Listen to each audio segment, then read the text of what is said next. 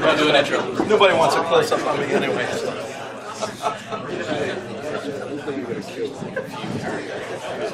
Well, good afternoon, everybody. Did everybody enjoy lunch? Yeah. Is everybody having a good time at BSidesAugusta today? Yeah. Awesome, good stuff. Glad to hear it. I wanted to very quickly say thank you again to all of our sponsors. First and foremost is Georgia Regis University, Hull College of Business, for the beautiful facilities and everything else they provided for us today. So, a round of applause for you. We're very appreciative of how they work with us, and for all of our other sponsors, Mandiant, EDTS, SANS, Trusted Sec, Sophos, Security Only Solutions, Startup Augusta, RSI, Southward, Tenable, Alpha Networks, Dualcomm Technology, Hack5, Syngrass, Snowstar Express, Rural Technology Fund, Fail, and oh, by the way, I want to say a special thank you to Mr. Adrian Crenshaw, who is like the world's best InfoSec videographer. So, give him a round of applause. We said this year we want to have the world's best videos, so we have to have this guy, whatever it takes. So we're very thankful to have him here today. I'm very privileged to introduce our next speaker. He is truly an expert when it comes to advanced persistent threat. He has dealt with APT for a long, long time, and he is truly an expert when it comes to incident response. So please join me in welcoming Mr. Tim Crothers. Thank you for those kind words. So they gave me the enviable after-lunch session. So my task today is going to be keeping you awake. So I do walk around a little bit. I'll warn you about that right now. And they gave me two things to give away. So you know, I got to come up with something to give those away. One of those is Richard Baitlick's signed book. So those are not easy to come by. So it's a pretty good treat. So thanks for joining me, everybody, this afternoon. Just real quick on who I am. I'm director at Mandiant. I've been in InfoSec 20 years, actually, this year. Got in 94, which basically meant you were the firewall guys, right, back in 94. And I've had the privilege of working in this space quite some time and seeing it come along. And along the way, worked with some really, really talented folks. So a lot of what I'm going to talk about is more my observations. The fun part of my job is my team is customer facing. So we work with customers who bought Mandiant's products. And so these are security teams that pretty much a who's who of companies out there. And I've been with Mandiant just about 3 years now. And so I've had the privilege to work with some folks that are very, very skilled at what they do, and some folks that maybe aren't quite so skilled at what they do, right? Because what we do is hard, and I also want to give props to those of you who are here in the blue team room, because, you know, red team gets all the, you know, people think it's sexy, but from my perspective, having spent a long time on both sides, so at that Fortune 5 company, part of what I had to do I reported to Richard Baitlick there. Part of what I had to do was run the red team there. And so red team is definitely very near and dear to my heart. But the thing is, blue team's the hard one, right? Any old fool can break stuff. I'm just saying, right? The hard stuff is defending. And of course, that's why I'm mostly working in the incident response space, because at a certain point, the security is going to fail. The reason it fails isn't necessarily because of your efforts in defending that organization, but because at the heart of it, what we're dealing with is people, right? I don't care how good our technical measures are. I don't care how good our education is, etc. You know, that Fortune 5 company, they had a fantastic user education awareness. Every 6 months, every employee got phished. And so the first time they ran this, so this is an environment with right about 600,000 employees, so pretty big place, right? So the first time they send out this phish, you know, and if your user clicked on it, they go to this site and says, hey, you've been phished, and here's what you should be looking for, etc. It was like 64% of people clicked on it. I mean, it was just obscene, right?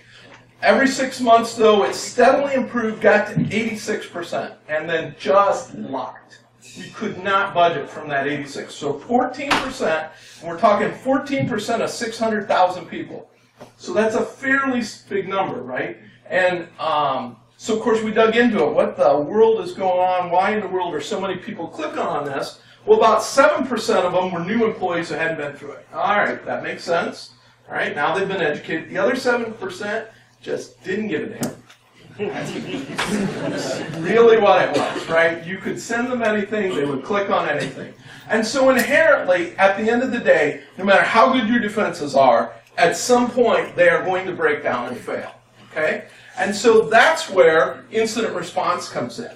And there have been some really great talks. Hopefully you guys have been catching Chris's talk at the beginning with the biases and analysis and stuff. Great, great stuff. Mike, I enjoyed Mike's talk quite a little bit. And in specifically, Mike talked about NSM, Network Security Monitoring. And network security monitoring is great. But if you stop at NSM, you're screwed. Okay? Because at the end of the day, from the network layer, we can only infer things. Okay? So, like, let's take Mike's example, and this is not in any way, please don't take this as criticizing Mike, because Mike had a great example of the difference between, like, just IDS and NSM. So we take NSM, and we've got a lot of, we got flow data, we got packet data, we've got, so Mike gave a really quick just example story where we see, some malware on the wire, we pull it out of the PCAPs, we run it through Cuckoo or Sandbox of choice, right? Obviously, we would recommend use the FireEye sandboxes.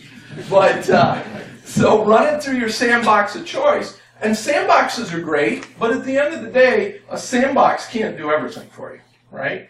A sandbox can only tell you what it observes a piece of software doing. So if, when I ran that, say that piece of malware through the sandbox, it reached out to site X to pull down the second stage, right? So we can load that up and finish pulling that box. If the sandbox succeeded at it, or maybe it detected it was in the sandbox, it may have stopped there. So we've got no further intel to go on to know that, oh, but when it ran on the user station, it got that 404 error because it tried to reach out, so then it went to a second site that we didn't catch in our monitoring. So we think that it failed and we've got no problem, when indeed we've got a problem. So at the end of the day, what we're talking about with I guess the focus of my talk, I guess, is what I'm trying to say here, is how do we layer in host activity to that NSM? Because NSM is fantastic. If you don't have NSM, if you're not doing that full combination, then you have no idea what's going on, frankly. I'll just be blunt. But if we stop at NSM and we don't layer in some hosts, we're still missing pieces of the puzzle, right? So back to Chris's talk where he's talking about perception versus reality. The only way we can determine reality is by having as much of the story and as much of the picture as possible. So if we don't have those other pieces, then we're trying to make an analysis based upon limited information. So if we stop at just IDS and we don't have full NSM, we got essentially nothing to work off of. With NSM, we're much, much closer. We're probably 80% of the way there. And probably 80% of the time, that might be completely enough. But what about that other 20%, right? And so why we want to layer in, I want to talk about for just a second. One is it's much more decisive. At the end of the day, if I see a 404, I can make an assumption that that malware failed, right? But I don't know unless I go check the host. Okay? The other thing that's important is severity. If I don't know what it actually did on the host, again, I can infer some of this stuff, right? So I can pull that malware off, run it through my sandbox. That gives me a list of what it's possibly doing. But backdoors are notoriously bad about that, right? Because a sandbox can only tell you what it observes. If a backdoor instantiates, the sandbox has got no way of recording it being given directions by the bad guy at the other end, right? So without that piece of it, we're just, again, making a guess at severity, right? Ultimately, I think resources is a big play of this. So I've been in this, so I've been in IT well over 30 years now, and mostly in management for the last several years. So I haven't completely let my tech skills atrophy, thankfully. But the resources, right? Our industry as a whole, we as practitioners have got to start thinking about big picture, right? Part of the reason, Mike gave some great suggestions, for instance, in his talk, is how do we justify the expenses for getting sensors to instrument our network? Why in the world, in today's day and age, with everything that's going on in the media, do we have to justify that? Well, the reason is because we're doing a really crappy job of explaining to the business appropriately what it is we're doing, and part of that's metrics, right, which also falls in here. One of the things that Fortune 5, so Grady Summers was a CISO there, and Grady has these series of metrics he calls drain cover. And it really boils into a couple key metrics, one of which is what we call dwell time. So dwell time is the point at which the bad guy penetrated our security till when we detected them. Okay? As Mike said, we find a mean time of 243 days. Now, to be fair, that's the upper end of bad guys, right? That's not the commodity stuff here we're talking about. But 243 days mean dwell time.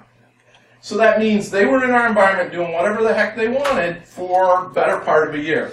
And I can tell you I've been on hundreds of investigations where that number is 4 years or more. And we couldn't tell any farther back because the computers involved had all been recycled in that intervening period, right? And so dwell time, the reason I'm such a fan is it's a great metric for us to be able to explain to management why the investment in what we do day in, day out is so worthwhile. If I can go to my boss or the CIO or the CEO and say, look, in 2013, we took dwell time from 243 days to 36 hours. Is that not a massive, easily, to get your head around? That means from 243 days the bad guys were running amok to 36 hours before we detect and get them out. But we can't get those if we don't measure, and we can only do that at the host layer. If we stop at the network layer, we're going to be missing that piece. And finally, ultimately, I think this all boils into maturity, right? Maturity of us as individual practitioners, as well as maturity of our programs. If we don't have the ability to quantify what it is that we're doing through metrics, through things like that, then ultimately I think we're just doomed to failure. We're doomed to be just considered a cost center that's a necessary evil, right? And let's be real, how many of us, that's where we're at. So that's why I'm such a big proponent of host forensic. So what I want to talk about, though, is how do we do that in a way that doesn't break the bank, okay? Because it doesn't need to be that hard. So when I was putting this talk together, I just popped out, pulled the latest snort rules, right? And I'm looking at, this is just a snippet of the snort rules, right? Because ultimately, it's whether we're using snort or a commercial product or whatever, it all boils down to we've got a bunch of rules that we're using to look for malicious activity, okay? So if I look at those, I realize, let me back up just one more thing I should make sure and clarify. What I'm talking about today is a very specialized version of sniper forensics. So if you're not familiar with what sniper forensics is, Google it, please, when you leave. If you're not doing sniper forensics, you're killing yourself for nothing, okay? What I'm talking about here today is we're dialing in sniper forensics to be more precise, okay? Specifically in the context of I'm running a SOC and I've got these event sources coming at me, which of course are going to be more than just snort signatures, to be sure. But I've got these sources coming at me, I'm running NSM, I'm evaluating them. How do I fold that host layer in? So if I really boil those signatures down, I realized they fall into one of two categories.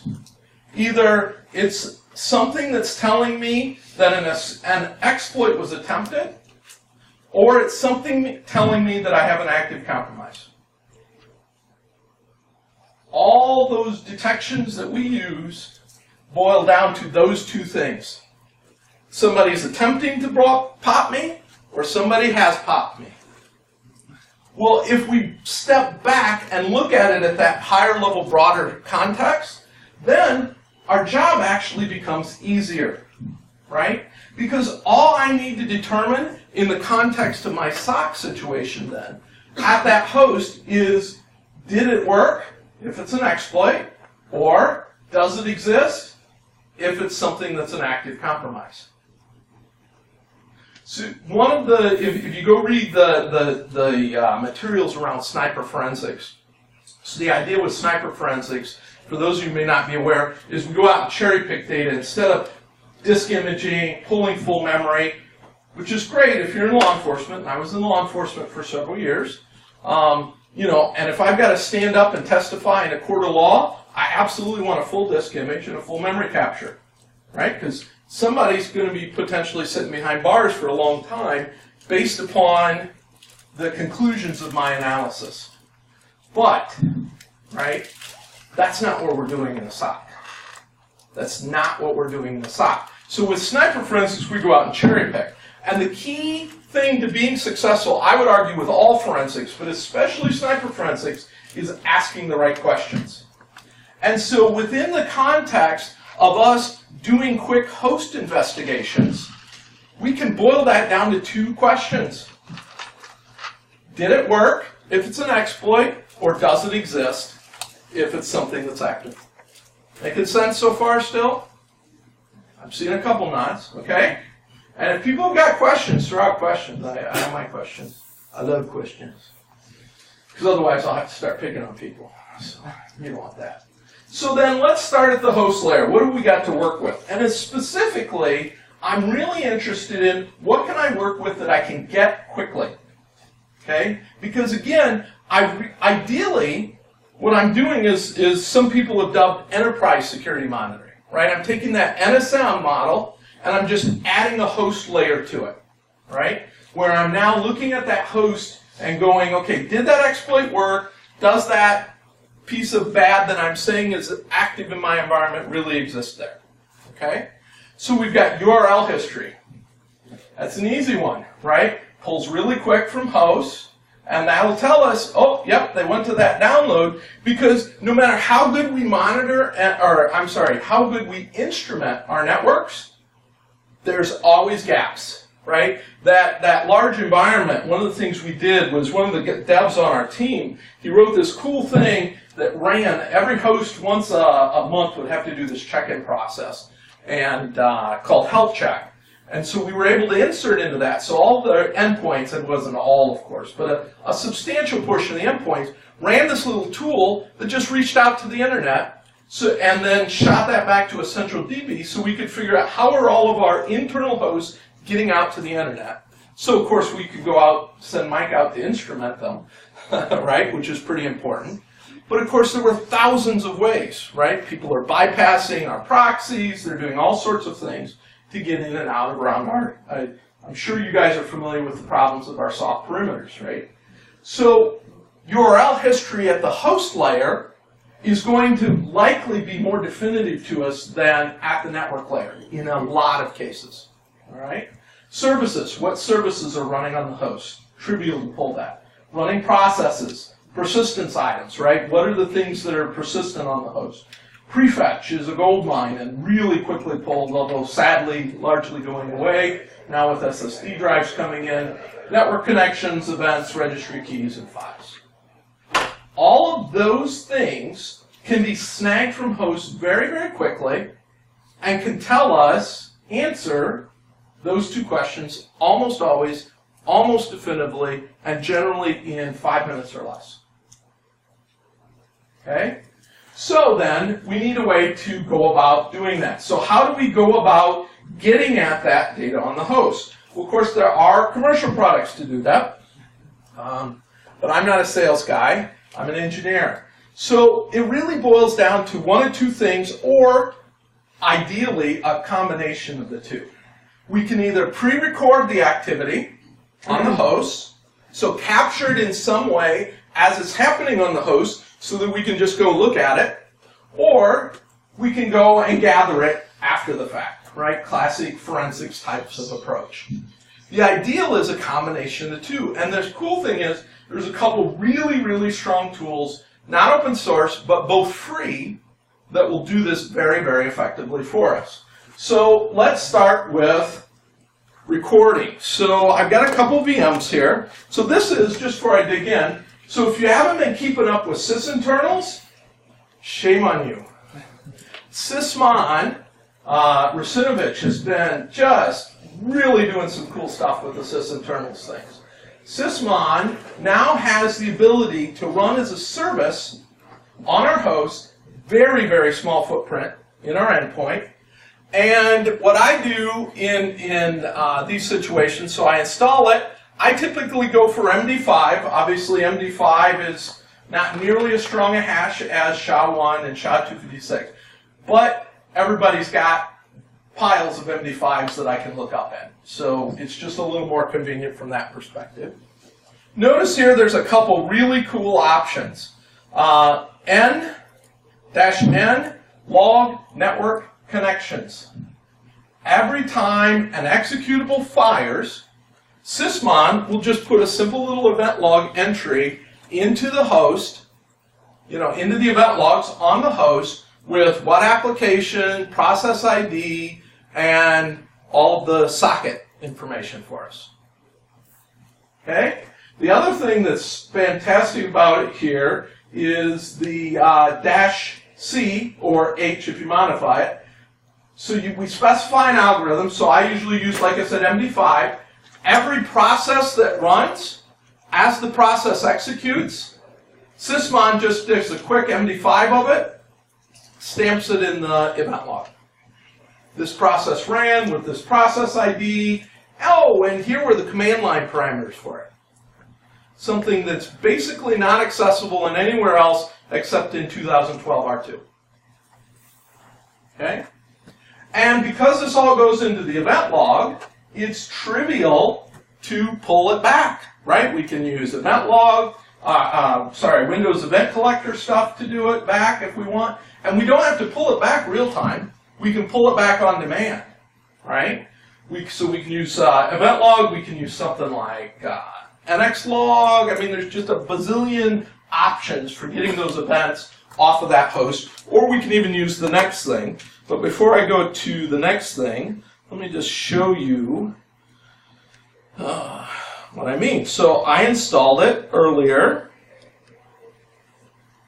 in this VM. So all I've got to do is go out here to the application and service logs, Microsoft Windows, and I've got this nifty little Sysmon. Eventually when I scroll to it, there it is. So I go out to operational logs for Sysmon, and of course, event logging, we can do all of the filtering, etc. Notice the kind of rich detail we get about this, right? So here's a process create, here's the UTC time, here's the GUID for the process, logged on user, all of the rich detail that we need in order to determine what in the heck happened on that host. It's, free solution. We just have to install it. So there's one option. Then the other option, of course, is to go out and gather it. So this is another free tool, Redline, from Mandiant, company I work for. Again, if you haven't, if you're not familiar with it, shame on you. You're just not keeping up like you need to be. So let me pull up Redline. And what I actually want to show you in Redline is not the analysis portion, but Redline is your friend if you want a cheap host forensics gathering tool as well. You got to do a little bit of work on your part, but you guys are up to that, right? So I'm going to create a comprehensive collector, and the screen resolution is a little problematic here. Let me see if I can get that too. There we go. Because all I want to do is go up here. What you may not know about is this edit your script. So what you want to do is go out here to edit your script and then do show advanced parameters. So what this is building, Redline calls it a script. It's really an XML file. Okay? It's an XML file that tells the M agent that Redline's going to package up here for you what data you want from that host. So look at what we can gather. So under memory, we can get process listing. We can restrict it to particular ones. We've got all of these options. So anything we check off, and we don't have remotely enough time to show you what all of those mean and do, but go out, download its free tool, spend a little bit of time with it. It will be time well spent. Okay? So we've got memory, we've got disk, tons of stuff from disk, system, network, other. Now, you really probably don't want to actually gather all that data. Okay? Because remember, I said we wanted to do this fast. So what we want to do in reality is uncheck a lot of this stuff, right? I don't really need to verify the digital signatures and all of that. I'm not really worried about that. I'll go ahead and pull the persistence, but I'm going to uncheck most of these options. So I'm just telling the script, pull all of the persistence mechanisms, pull me a list of services, but just lists. Because 99 times out of 100, that's all I need to do my work. Same thing over here with ports. And this, I'll go ahead and pull all of the network. Notice browser history. That'll be the file download and the URL history for the 4 primary browsers: Chrome, Internet Explorer, Firefox, and Safari. Sorry, I couldn't resist. I've got some buddies that work for the security team over at Microsoft, and they actually call it that there too, but you didn't hear me say that. Oh shoot, we're broadcasting. Anyway. Key system information, that's really useful, but also quick. I wouldn't pull the registry as a full registry. Event logs, we can potentially pull, but in this case, I can actually tell it, just pull that sysmon event log, for instance, if I've got sysmon running on that host. And so we just go out, we select all of our different options that we want, and then we just give it a directory here, and then we say OK, and what that builds for us then, minimize this, is these different directories. So notice I've got this Redline standard collector. So what I did, so I've helped a number of organizations that are smaller organizations, nonprofits, stuff like that. So what we did was we built a self-extracting and SFX RAR of this stuff, right? And in the RAR parameters, we told it, okay, when you run, go ahead and just execute, whoops, there it is, run Redline audit. We PS exec that with admin privileges across to the host, and that'll take a couple minutes to run, then you PS exec the data files back. Simple as that. Easily be scripted and automated to run quite quickly. You do need some credentials, right, to do it. There's both 64-bit and 32-bit, versions of the agent that it's running to gather that. Works like a champ. And then what we end up with is something like, let me pull one of these open here.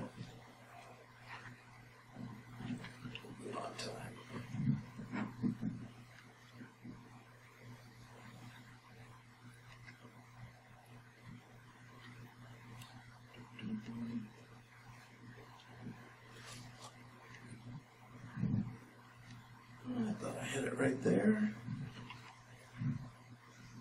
Ah, there it is. I can get the right view. Sorry. Computers are so picky that way.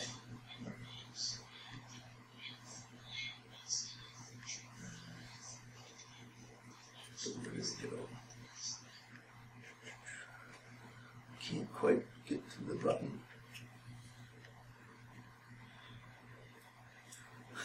It's right there below. You can probably adjust your resolution up. Yeah, that's a good idea. Hide the taskbar. Check your auto exec back home. I should. That might help, wouldn't it? Let's see if we can do a little higher resolution.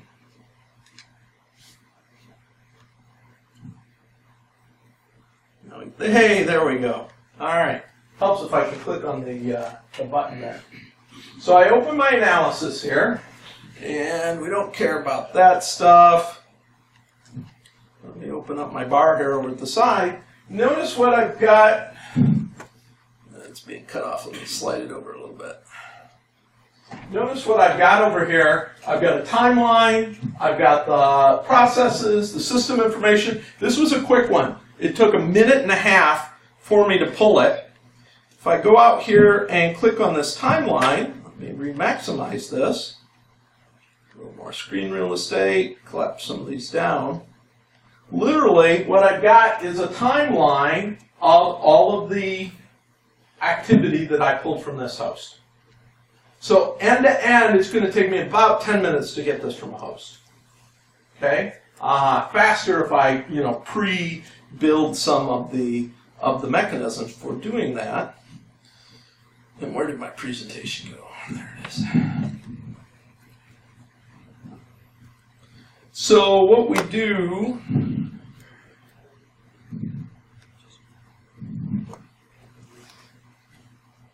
There we go. So, as I said, SF, again, if you haven't been keeping up with PSExec, there's an option nowadays in PSExec where it will automatically set the flag for the administrator query. So you can auto-answer the yes, it's okay to escalate this to administrator. You still have to run it with administrator privileges, but the user won't get any kind of a pop-up box saying, hey, I need to do this. And this is all LR stuff. So you can run all of this, even if I checked all of those options off in Redline, you can run all of those on that host while the user is running the host. They won't, in 99% of the time, notice a thing. Right? Keep on working, and that mouse isn't going to be lagging, none of that kind of stuff. But obviously, verify that in your environment. Okay? So in terms of determination then, it becomes very, very straightforward for us. Okay? So in the case of exploit alerts, just start with the event time. So if my event, in my, whatever interface, be it Squeal, be it ArcSight, be it whatever, take that event time, start there. What was going on in that host at that point in time? And you're going to see, did those processes get created? What network activity was occurring? All of that will be right there on a silver platter for you. So you can make a firm determination then on whether the exploit fired or not, or whether it was just an attempt. In the case of presence alerts, just look for those particulars. So if I've got backdoor X that's supposedly running, look at the particulars for backdoor X. What ports is it using? What's the process name? Those sorts of things that it runs on, go look for those on the host. Right? Again, if we don't have that information, just fall back to time. Because at whatever point your alert, then if that really is going on, then there will be indications of it happening in the host layer. Now, to be clear, this is still not a panacea that solves every single one of our problems, right? Rootkits, so on and so forth. Although I will tell you the modules that the agent for Redline is using to gather processes is walking memory. It's not pulling just API. Very hard to hide from. Jamie Butler, the gentleman that runs our R&D group, is the B in HB Gary, which I don't think too many people would argue that Jamie's the king of rootkits. And then we just pivot, right? We pivot off of that information. Pivot is just another way of saying we do analysis, right? We look at what that's going on. Oh, that spawned this process, okay? I go look at that process. Oh, it created those registry entries. Okay, go look at those registry entries, right? We just pivot out from that data, right? It's very straightforward if we gather the right data. That's the key, is gathering that right data. And luckily with Sysmon and Redline, which, like I say, are free tools, it's pretty easy to accomplish that. So in the end, what we end up with is a pretty straightforward way of adding the host layer to NSL. right? NSM is absolutely essential. I do not in any shape or form trying to reduce the strength of what NSM is to us. We've got to have that as a foundation. But without adding that host layer in as well, then we're still at the end of the day just inferring what happened ultimately, which is pretty conclusive inferring sometimes, to be clear. But Mike's example is so spot on. From security teams, it really behooves us to, if we're putting out tickets that host such and such is compromised, right, and they run that AV and it's not, that just makes us look, fail sauce, right? If instead we open up that ticket and we say, hey, it's running, it's this process, it's on these ports, it's installed in this directory, how does that make us look in comparison as contributors to the organization, right? So questions? Who has questions, sir? So when you talk about reducing dwell time, you're Yeah. obviously not looking for exploits at that point in time. You can assume that your own, That's right. and you now have the problem of going out and interrogating your host to determine whether or not I've got malware running that I didn't detect before. Yeah, so dwell time after the fact, you're going to have some indicator of presence, right? So, back to the, to the earlier, right? That's ultimately going to be, almost there, an active compromise, right? A presence fire of some sort. So, whether it's beacon, I know, Chris, you said not to use the word beacon, but beacon still can be found. Whatever that presence indicator is. Yeah. So then is it practical to use something like Redline and a collector to do a comprehensive sweep of an enclave or a network? That's a little trickier. I mean, you're going to have to script it at that point, right? But, if you know Python, PowerShell, some of those, pretty trivial to add a little bit of scripting layer on top of that. I mean, that's where the commercial products really come into their play, of course, right, is to take some of that pain and effort out of that. But, yeah, it absolutely can be done.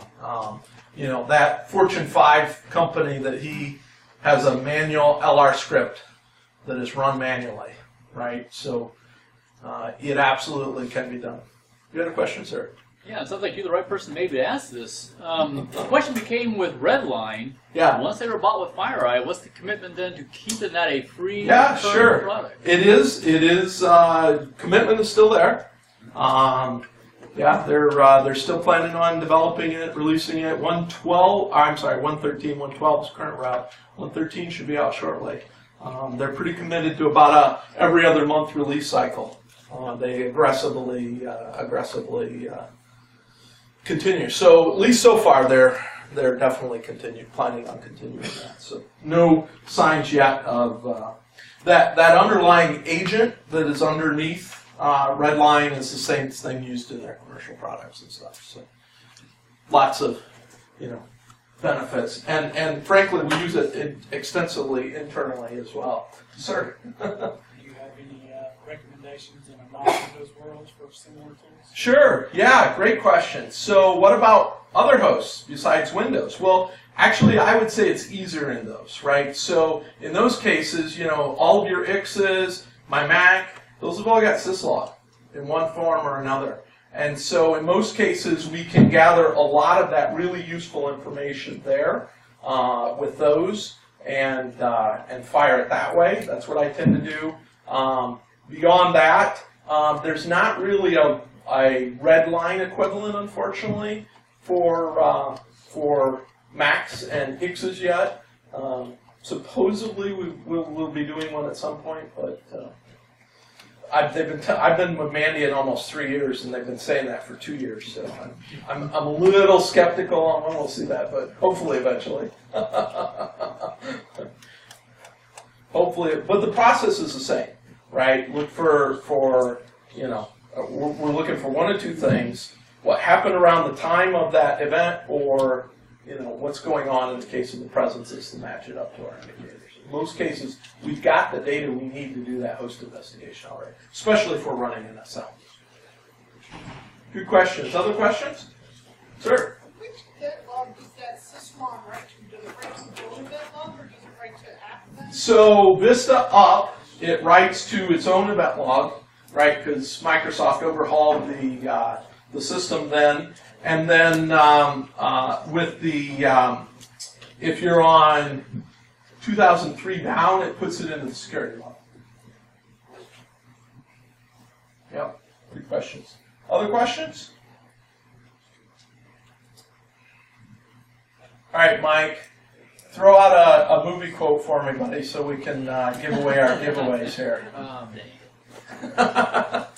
Put poor Mike on the spot. I should have warned him ahead of time. While he's thinking, that'll be for Richard's book. Anybody got a good use for Python for Kids? First one, yours was the first hand I saw there, sir. Since not all of us necessarily have kids that are likely to code, we'll go with that one. And then for the big one, what's our quote? The quote is, the rug really tied the room together. Saw that hand first, sorry. Was he right? Yeah. I didn't know that one, sorry. There you go. Well, thank you, everybody. Any other questions? Other questions? No problem. Sure. It can use IOCs, yeah, so Redline does have the ability to process IOCs as well, but you can do it with or without IOCs. But you have another tool that's semi-free that does. Yes, yeah. There's a separate tool that will also search a host for IOCs, yeah. So, that would be potentially another approach. If you're using the OpenIOC format to generate, indicators around that, then you could go look just, and potentially even automate it. It's theoretically possible that we have companies out there doing that, but I can't name names. So did I see another question over here? All right, thank you for your attention and staying awake after lunch, and another session here in about 15 minutes.